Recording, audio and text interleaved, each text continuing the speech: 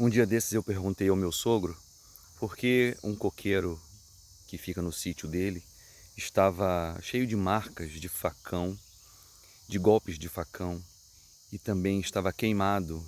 Ele havia colocado fogo perto do pé do coqueiro e queimou toda a parte de baixo do coqueiro.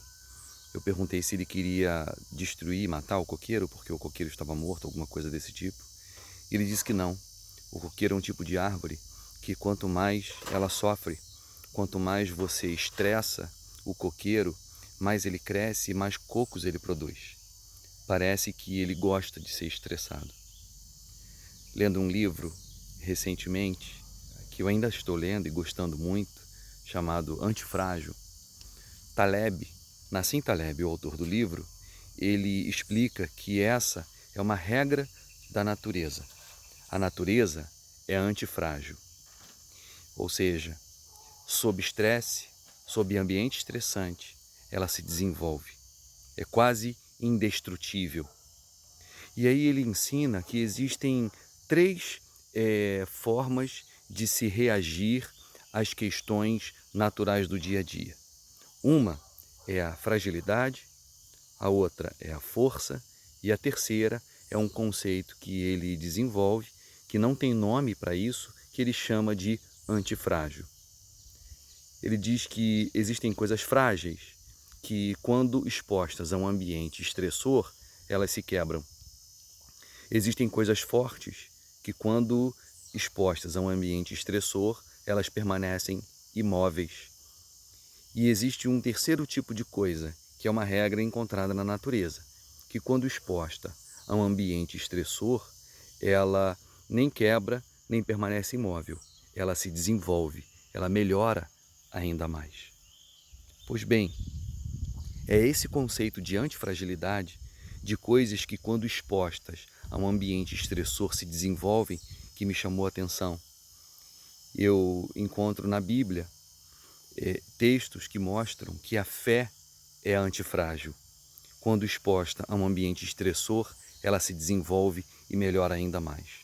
Como exemplo, eu li esses dias e eu compartilho com vocês o texto que fala de uma experiência que Paulo teve. Ele disse que ele foi arrebatado até o céu. E a experiência foi tão viva que ele não sabe se foi em corpo ou se foi somente em espírito. E ele conta que ele viu coisas às quais ao homem não era lícito dizer. A maior experiência espiritual que alguém pode ter, ele teve. Ele foi até o céu. Ao contrário do que a gente imagina, ele não desceu mais santo. Ele não desceu mais puro do céu. Ele conta que ele desceu com um potencial enorme de se tornar soberbo.